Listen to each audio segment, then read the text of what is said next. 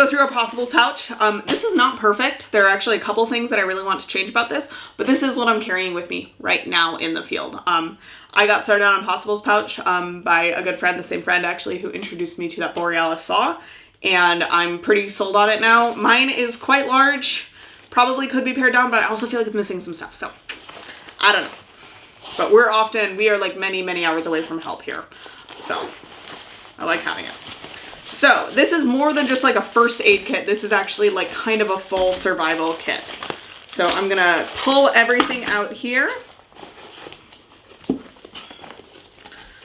And then I'll walk you through it as I put it all back in.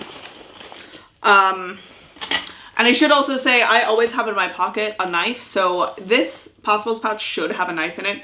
But right now it doesn't because I always have a pocket knife. I should have a backup in here as well, but I don't. The other thing that it is missing right now is it does not have any sort of container in which we could boil water, and it does not have my water filter. The container, I think I'm gonna just swap for something hard-sided. I'm gonna hate that, but this is honestly so tight packed that it's not like it mushes into my pack very well anyway right now. So I think I'm gonna swap out for some sort of container either on the inside or as part of this somehow. So that again, there's a way that we could boil water. And then my water filter is currently missing.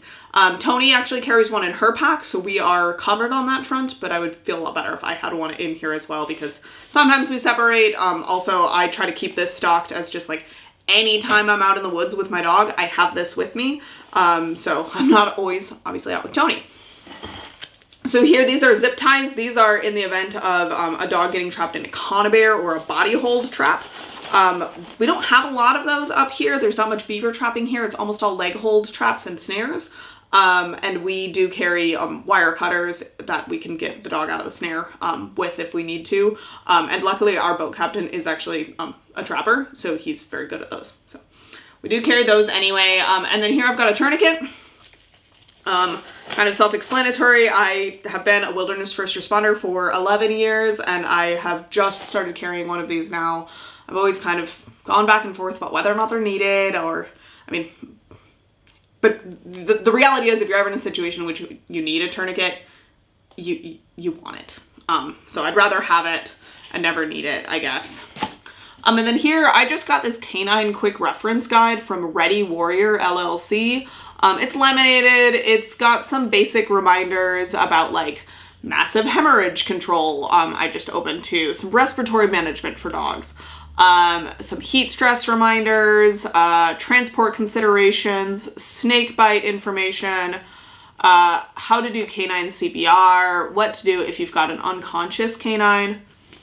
And then there's a bunch of like vitals and medications in here.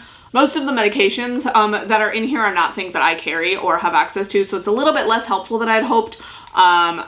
That's really my only big complaint about this because it has stuff about like how to use Pepcid and Zantac and Zofran and Phenergan, but like I really just want, you know, stuff about like Benadryl and some of those other things so that I know how to use it.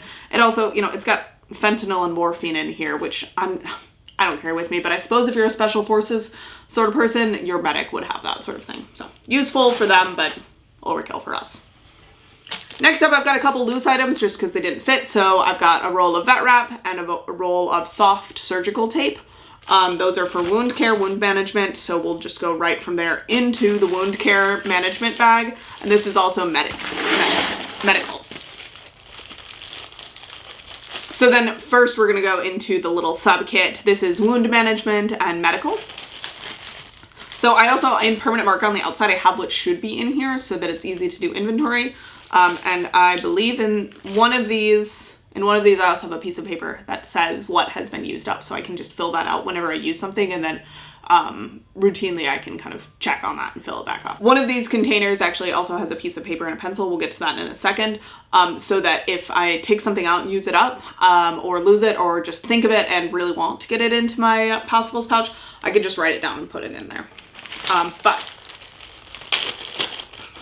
first off, we've got some antibiotic ointment. I use triple antibiotic. I know that we're kind of moving away from that into double antibiotic.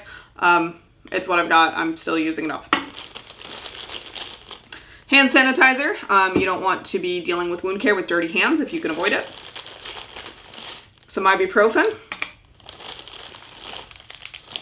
And more ibuprofen. This stuff is honestly quite old. So these ibuprofens in the single packets are brand new. I also carry Imodium. Not as necessary in Alaska, but for our tropical fieldwork, really nice to have.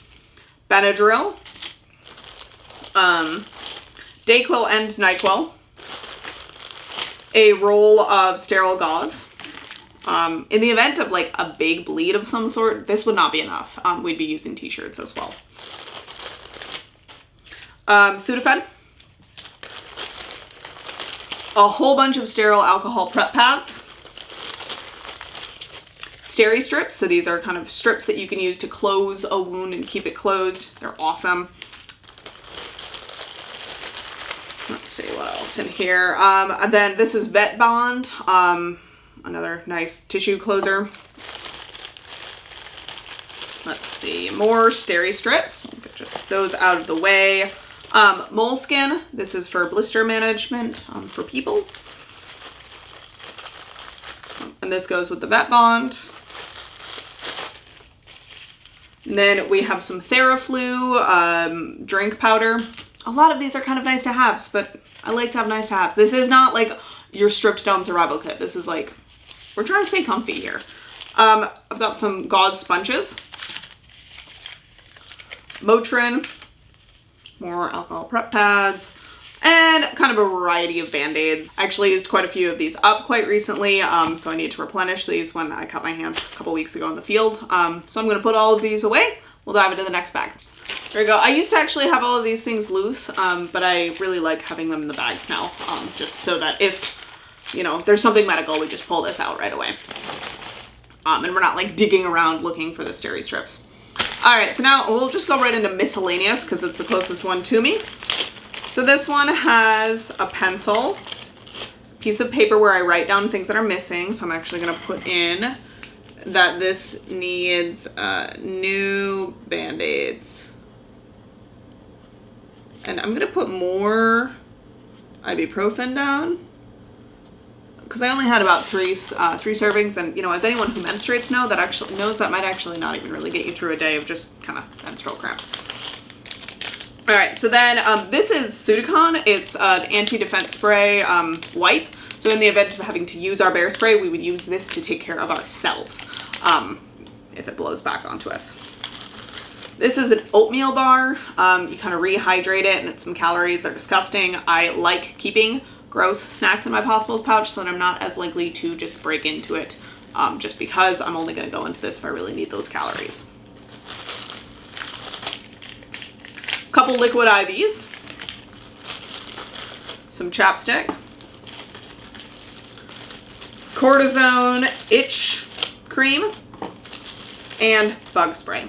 If I didn't already have sunscreen in my pack here, this would be a really good place to have sunscreen as well, but I've got sunscreen over there, so not necessary right now. I kind of tend to update this a little bit for big trips. So if I was going out to the tropics, I would probably add spare sunscreen into this bag as well. Just because it's higher consequence if we run out of it, or if we forget it elsewhere versus here in Alaska. If for some reason I got caught without my sunscreen, it's not going to be the end of the world, honestly. All right, so now this is dog supplies. This is not a perfect plastic bag. Not a whole plastic bag anymore, I suppose I should say, but whatever. We're doing the best we can out here. So these are some trauma shears. Good for, we can cut burrs out of Barley's ears if we need to, and we can't cut hem. They're also good if we needed to cut pants off of someone or a shirt or something like that for, again, a big wound. This is nice and easy to do that with. This is a double-sided flea comb, so it's got a wide tooth side and a narrow tooth side. I use these all the time when we're in areas where Barley's getting full of stickers. I love just having it with me. When I'm in areas that are really, really full of stickers, I actually move this from my Possibles pouch into my Easy Access pouch. Couple different sorts of tweezers, again, for, you know, sticker removal, those sorts of things. These obviously can be used for people as well, but I keep them in the dog bag just because they gotta go somewhere. Styptic powder. It's Nick Relief. This is lubricant, so we can use this if we need to get like a foxtail or something out of Barley's nose. We'd spray it down his nose. We have had a foxtail incident in the field with a different dog, Scotty, and we actually were not able to get this into his nose. He had some handling concerns and we ended up taking him to the ER instead. But it's nice to have just in case.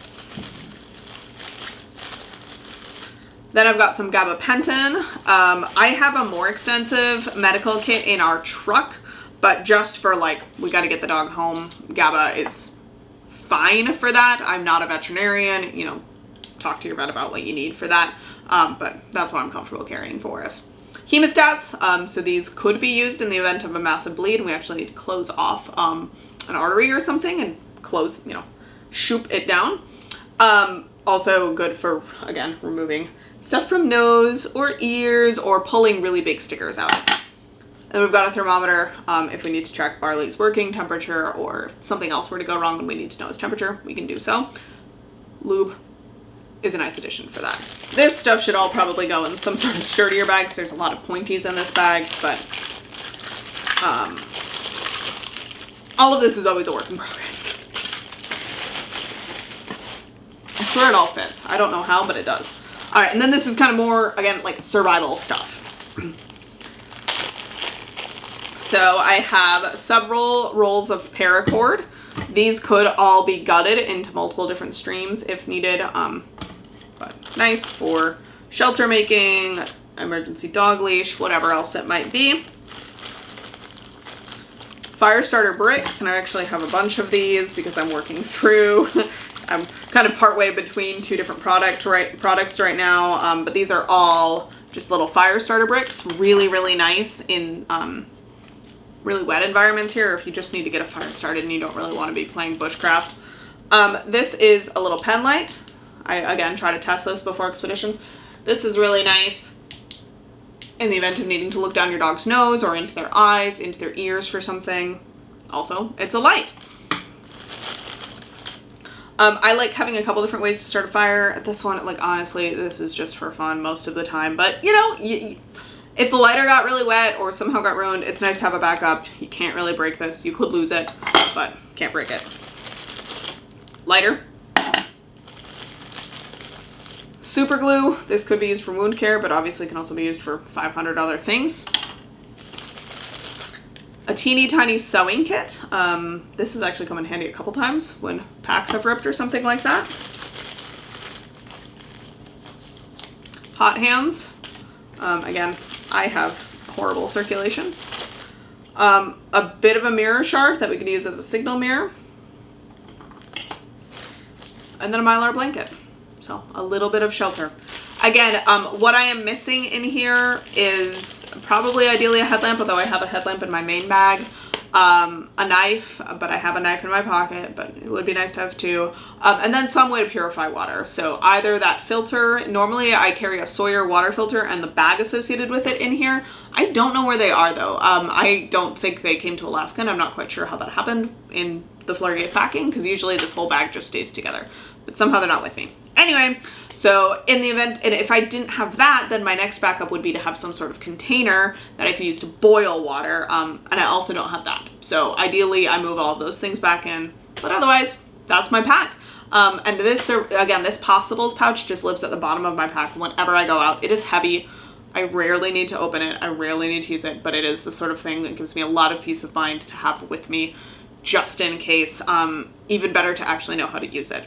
So, you know, all of your gear is only as good as your knowledge. So, you know, make sure that you're taking things like, I highly recommend Wilderness First Responder. I'm working through Gundog Doc's Field First Aid course, and I am finding it incredible so far. He's put so much good work into it.